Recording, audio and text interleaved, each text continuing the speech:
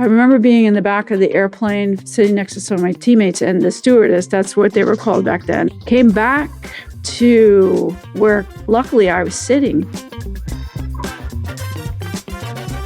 And she says in her Italian accent, "The pilot understands that there are some female football players on board, and he'd like to meet some of you." Kim Wyant, our starting goalkeeper, and the rest of the 85ers had just wrapped up the tournament in Italy and were now on a plane returning home. She tells this great story about being a bit of a celebrity and a curiosity at the same time. And I was looking at my teammates and I was like, "I'll go." And I think I had to coerce one of my teammates to come with me. I forgot who it was, but I remember saying, "Come on, let's go, let's go, let's go." So they head up a spiral staircase, go through another first class that has a bar, and head to the front of the plane. And lo and behold, we get to the cockpit and the doors open.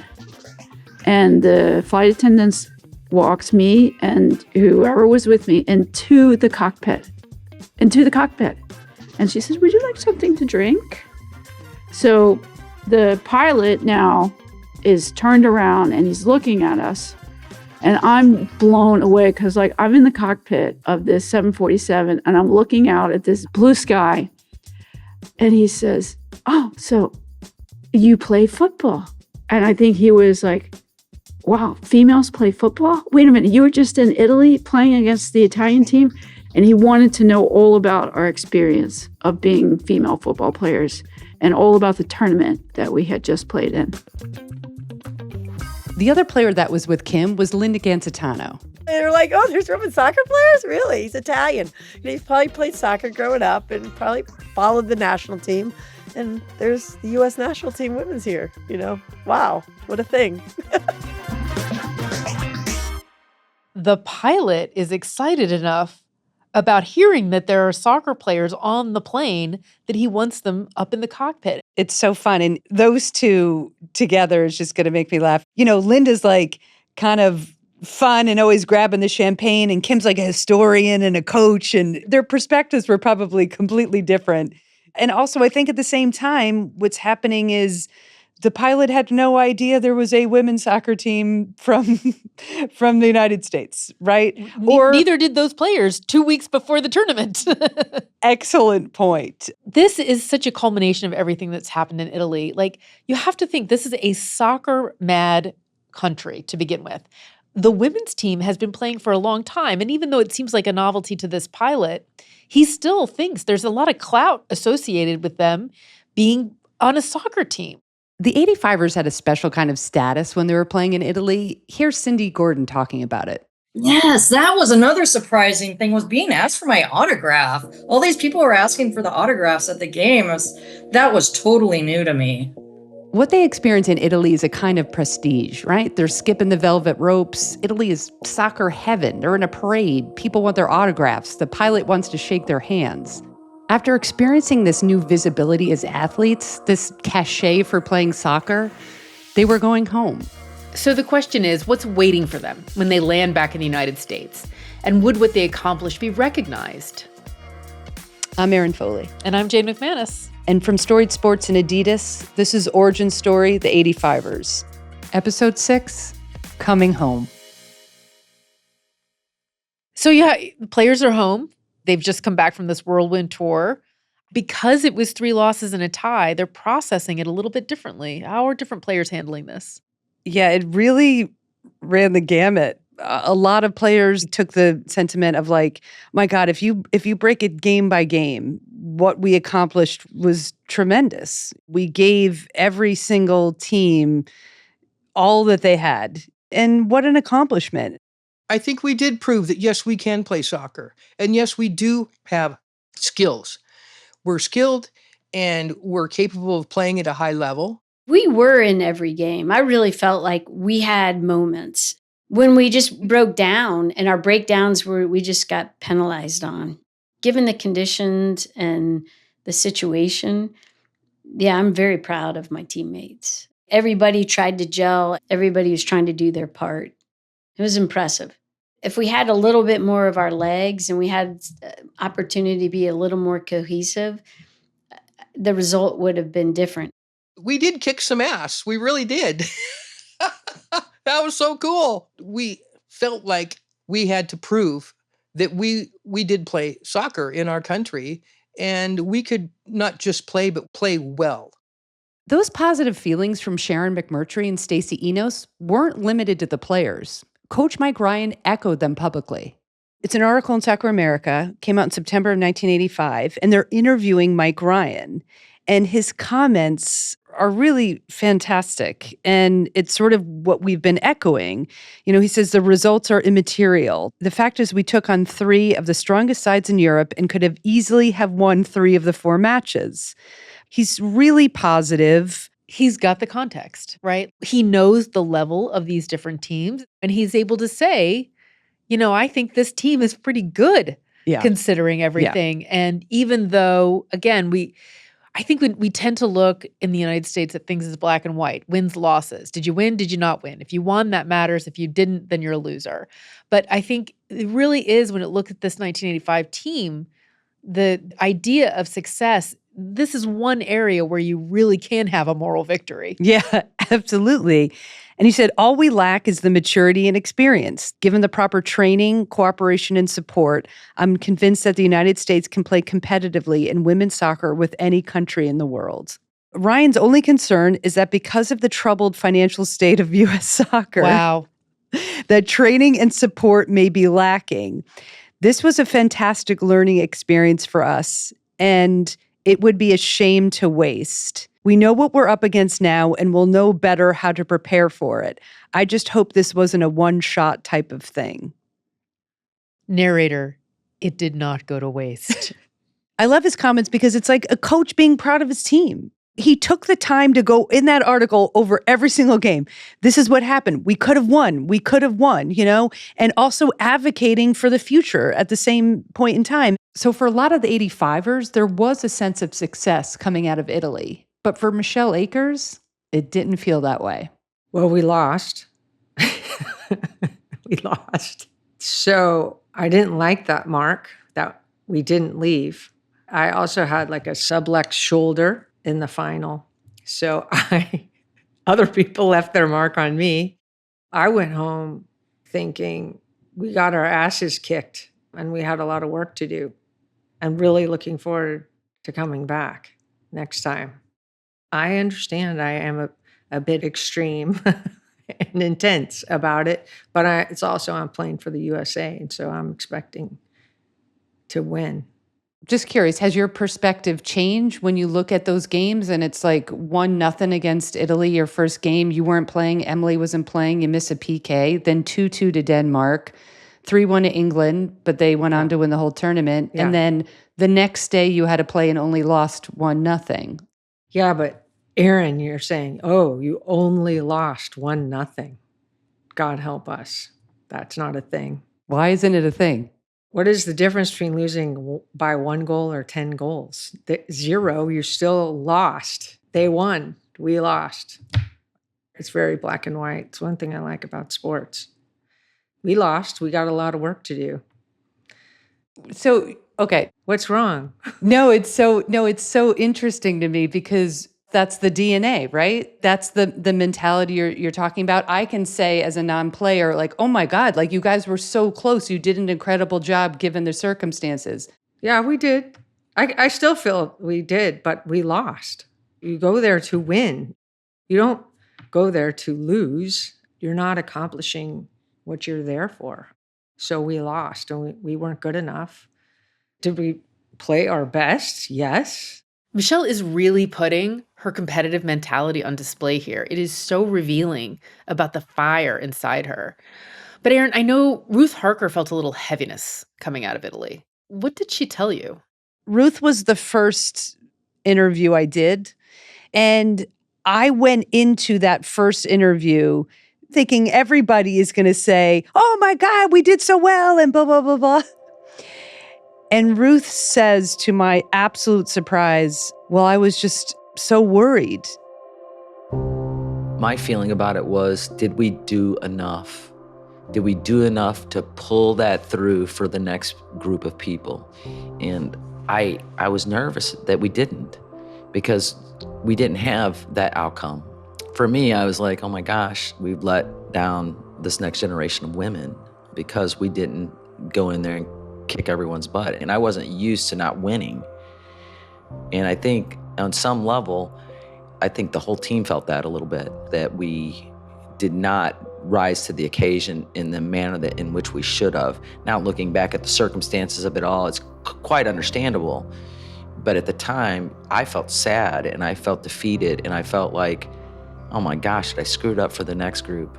If you're an athlete and you're representing your country and you fail, you feel like you didn't just fail your team or you failed your nation, right? And these women that are coming in behind you, and you wanted to make sure that podium is strong and sturdy, right?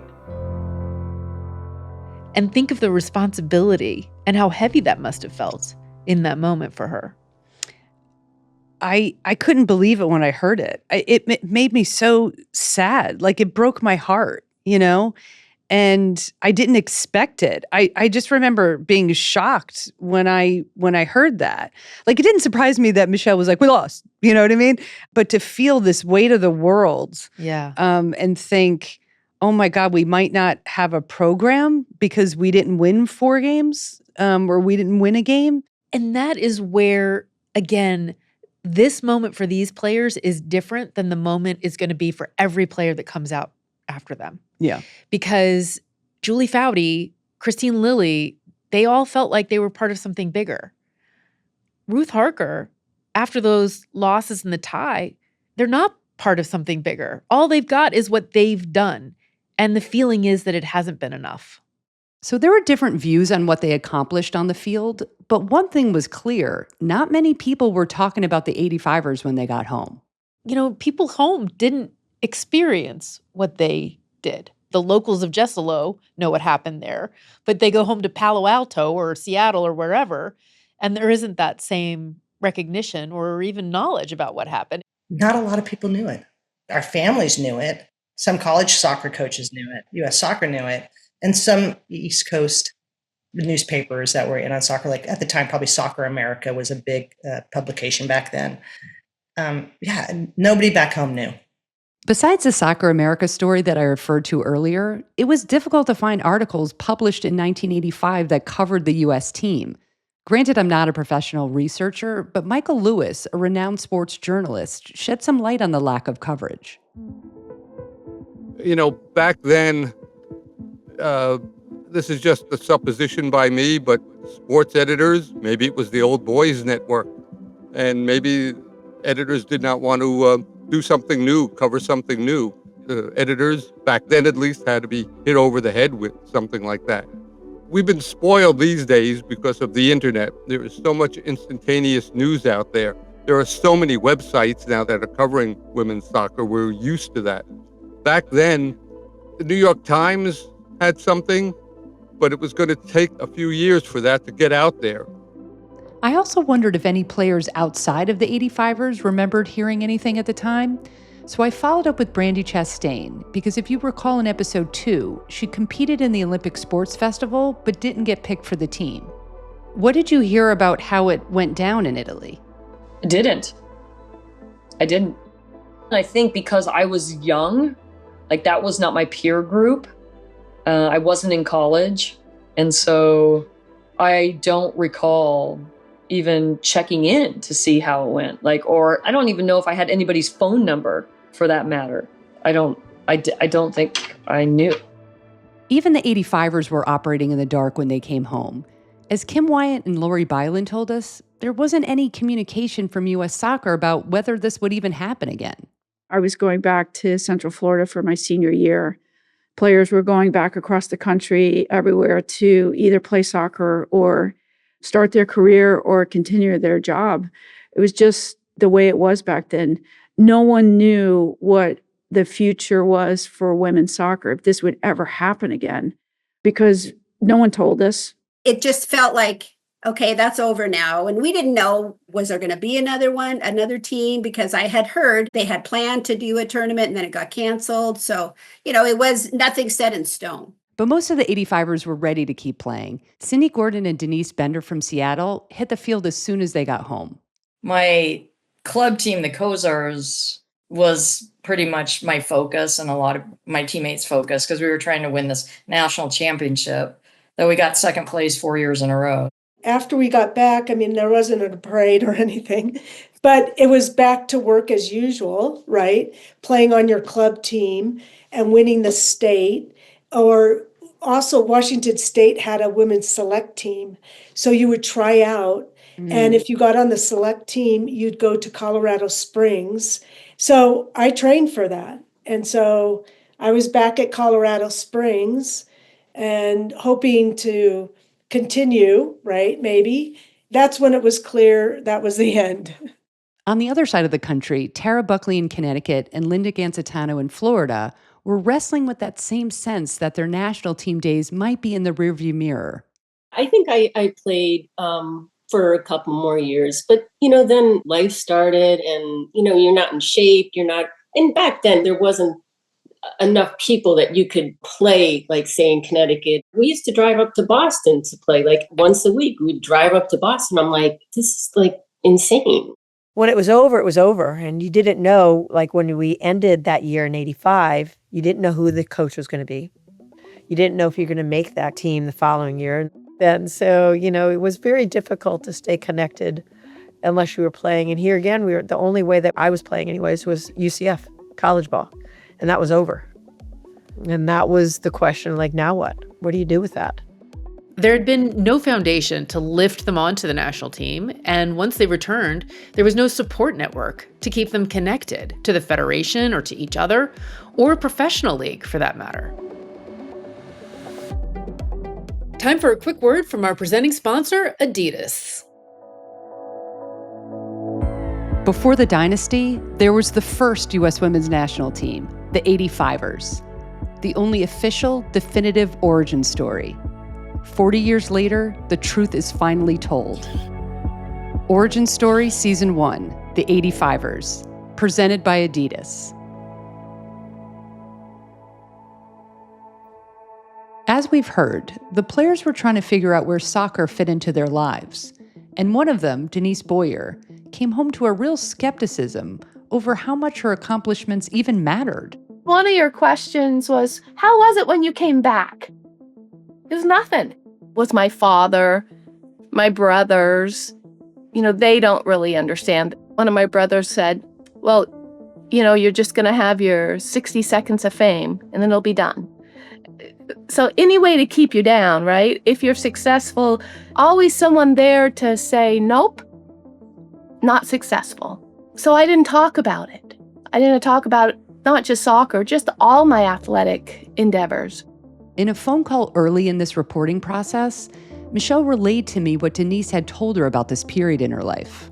Boyer was like, Michelle, you don't understand. Michelle, you don't understand the emotions. When I came back from this team, it was over, and my family and people around me were like, there's no soccer now. You're going to get married, have babies, get a job. She put her stuff in the attic and she didn't look at it again. And she tried to put it out of her mind. You have to remember this was a different time. The social roles for women were really ingrained, and being a great athlete, especially in a team sport, wasn't widely valued.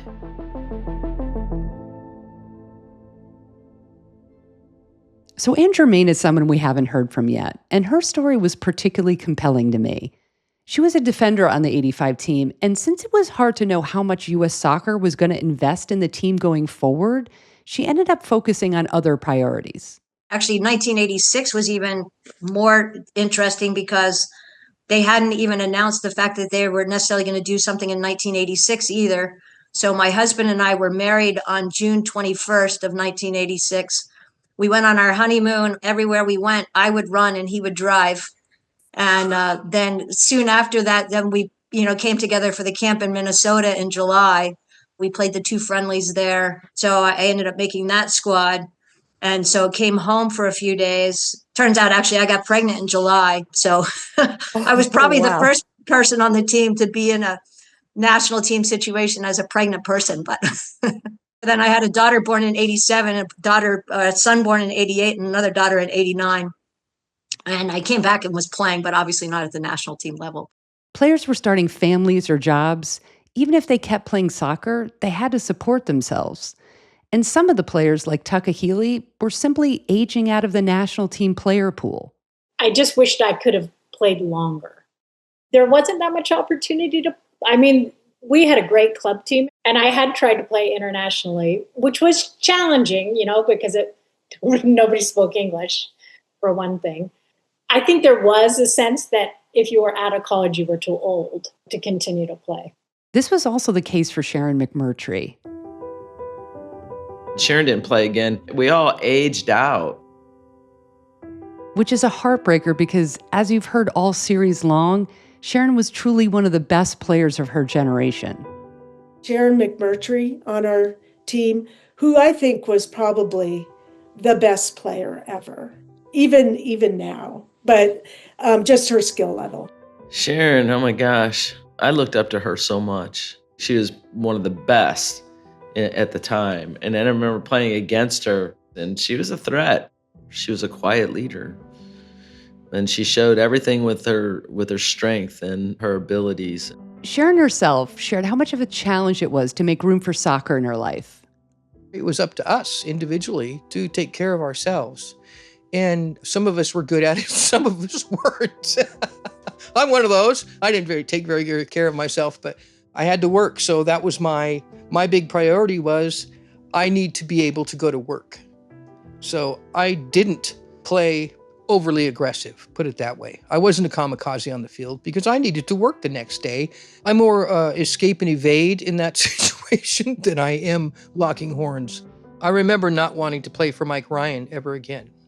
And so I didn't. When we were done, we flew home. What was next? Go back to work. Even a player like Michelle, who was on the path to becoming the first real star the national team would develop, even she had to face people who doubted there was a future for a woman in soccer. I played soccer and I tore my MCL.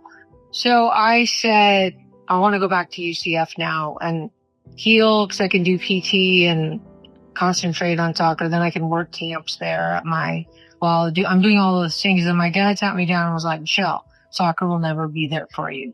You have no life in soccer. It will not love you back. He was right in certain ways. It will not love you back. This is what I'm doing. Too bad. I believe in it.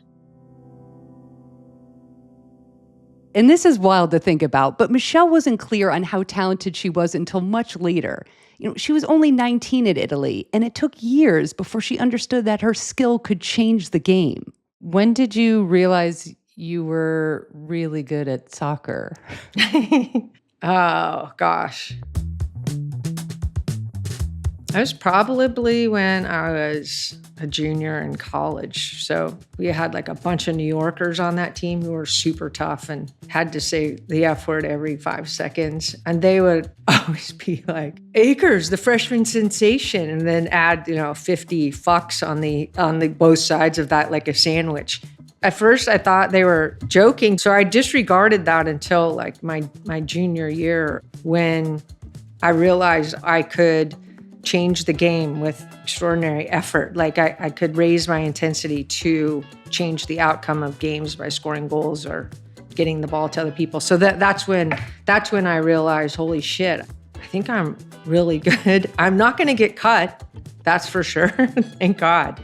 And then realizing the other teams were putting 2 and 3 players on me. And I was like, wow, they're really trying to stop me. Like it just dawned on me super slowly. Down the road, Anson Dorrance, the head coach of UNC, got a chance to coach Michelle, and it was a learning experience for both of them. My player conferences with her were incredibly difficult because she didn't want any compliments. She wanted me to rip her apart for the entire conference, and it became very difficult because she eventually didn't have any real weaknesses. So I finally had to invent stuff like, tactical agility. You need to be better with your tactical agility. Well, what's that? Well, tactical agility is we're winning 5-0 at the end of a match. There's 6 seconds left on the clock. The ball is rolling out of bounds, and you are trying to keep it in bounds while some other player on the other team is going to try to break you in half. So what's the best decision there, Michelle? Let the ball roll out of bounds. We need you for the next game. Would you please stop doing these crazy things that are injuring you? So that's tactical agility. Would you please work on that? Michelle didn't know it then, but by simply playing, she was inspiring future generations of players. And one of them was Cindy Parlow-Cone. In the early 90s, she was playing high school soccer and she came across the national team. I'm in high school. I'm playing in a youth tournament with my club team, and the women's national team is playing. And so I was like, oh, yeah, I guess I'll go watch, like not knowing anything. And I go and watch. And this is a game. Michelle Akers gets red carded. And I remember looking to my mom and be like, I want to play for this team. These women are awesome. If Cindy Parlow-Cone's name sounds familiar, it's because she played for the U.S. women's national team for 8 years, winning 2 Olympic golds and a World Cup in 1999. But notably, she's the current president of U.S. Soccer. So the 85ers returned home to little coverage and no visibility, but their efforts in Italy caused ripples that over time began to build into waves. And here's another great example of that. Kim Wyant, the starting goalie who you've heard from throughout the series, is now the head coach of the men's soccer team at NYU, currently the only woman coaching an NCAA men's program. She started at NYU in 2015, but she's been coaching for decades and credits her experience in 1985 with finding her career. I definitely think it helps shape my coaching. And the one thing it does is it helps me relate to a player in ways, whether they're having great games, whether they're having difficult moments. I can always say, I've been there and I know what you're going through. But let me share the big wave that Kim helped unleash onto the national team. In 2001, Kim saw a young coach working with a boys' team in Long Island and immediately recognized her talent. That coach's name was Emma Hayes, the current coach of the women's national team. Well, I have to start with Kim. You know, you're talking about the one person who gave me my break. She saw something in me and gave me my start as a pro coach. I was 25 and I got thrown in. I was completely unprepared for it, but she saw that in me, even though like I was young. I'm the only female coach leading a men's soccer team in the NCAA. Not possible without the women's national team. Just not possible with all of these things that have contributed to my ability to get credibility and to get knowledge and to get experience. And so a lot of my teammates have branched off in obviously different ways and had incredible careers, all enhanced by their experience as a top female soccer player in the era of when it all began. It does not surprise me that every single one of these individuals have had enormous success in some way in their lives. It just doesn't surprise me because nothing was going to hold us down. Time for a quick word from our presenting sponsor, Adidas. Obviously, you've been at the forefront for the fight for equal pay. And given everything the team has faced, how valuable is it to have sponsors like Adidas who have been there since day one backing the team? Listen, I think without them, I don't know if any of this would be possible. You know, I think back to my time with Adidas. I've been with Adidas for my whole professional career, which also says a lot and says a lot to how they've invested in me. But in women's sports in general, Adidas has been one of the brands at the forefront as well.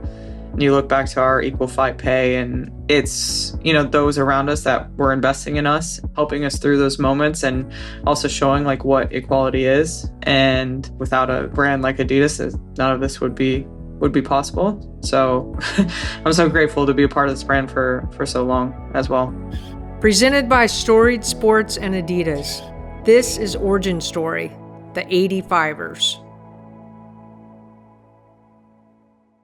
I want to end this episode with something that was a key step towards pushing the American game forward.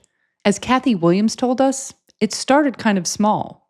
We all went back to our club teams and then later the regional teams when we went back to festivals the next years, right? And shared that information or started using some of it. The information she's talking about It's the intel they gathered from those 4 games in Italy.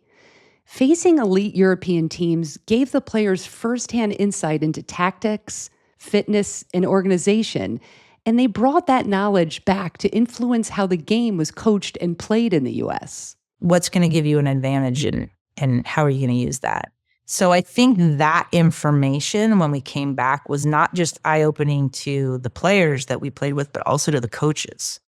Because a lot of the coaches at the festivals, a lot of our club coaches, a lot of the university coaches, they didn't know any of that. We were the ones that went and found that out and came back and said, hey, look, there's this whole other thing that can happen.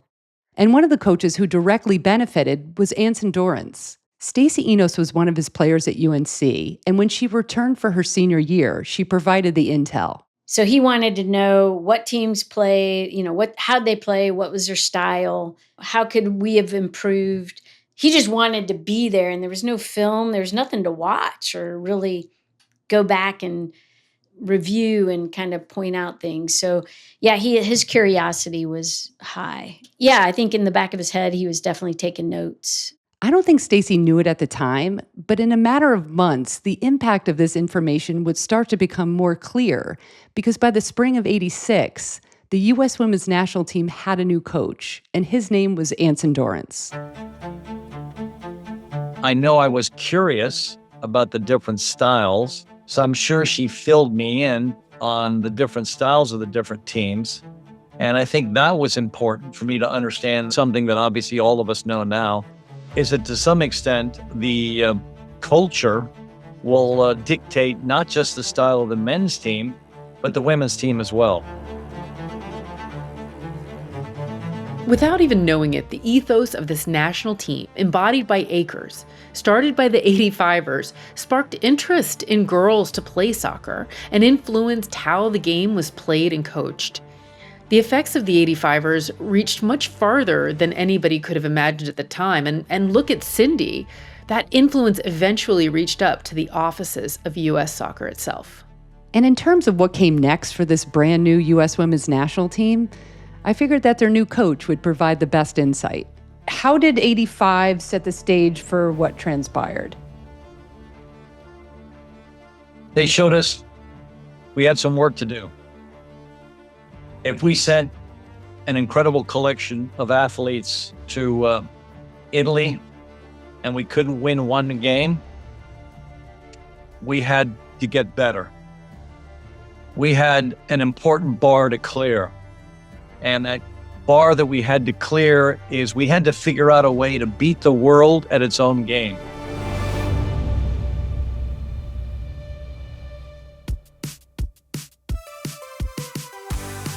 Origin Story, The 85ers is produced by Storied Sports and presented by Adidas. It was reported, written, and produced by me, Erin Foley, along with Jane McManus, Ryan Nantel, and Marissa McBride. Our editor is Deanna Hong. Post-audio is by Jason Powell. Music supervision by Maddie Phillips. Jamie Messler, Laura Gentili, and Michelle Akers are executive producers. For more on all the voices that you heard in this episode, take a look at our show notes. There you can also find a link to all of our episodes. Thanks for listening. Thanks for listening. Before the World Cups, before the gold medals, 17 women stepped onto a field in Italy and changed everything. And Adidas was there.